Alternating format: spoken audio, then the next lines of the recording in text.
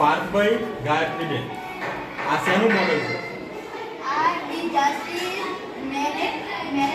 Disaster management. હા. અને ફરતું ચાર્યું. ફરતું ચાર્યું. ખેતરની અંદર ને? હા. બરાબર. ખેતરની અંદર ફરતું ચાર્યું. બરાબર. આ તમે જાતે બનાવ્યું છે? હો, જાતે.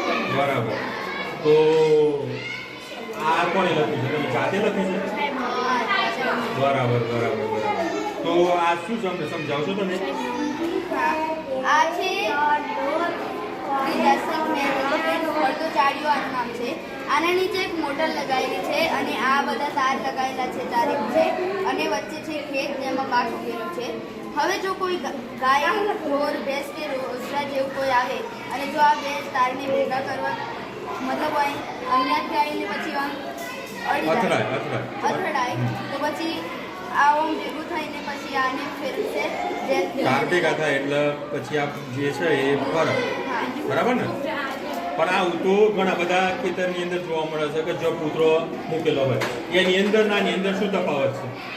એની અંદર અને આની અંદર એ તફાવત છે કે આ ગોળ ગાયત્રીબેન તમે બોલો નહીં કઈ? અને પેલો ઊભો રહે છે એટલા માટે ઢોર એમથી જુદા નથી. એટલે આ ગોળ ગોળ ફરે છે એટલે એના કારણે ફેરફાર છે બરાબર બરાબર.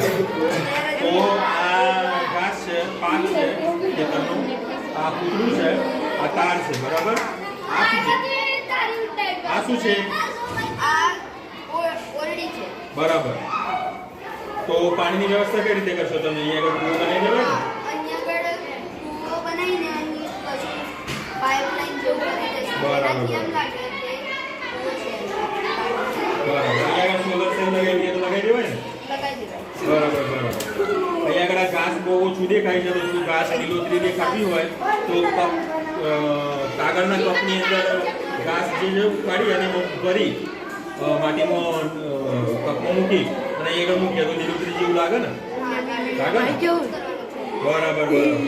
ચલો સરસ. સારું કામ કર્યું તમે.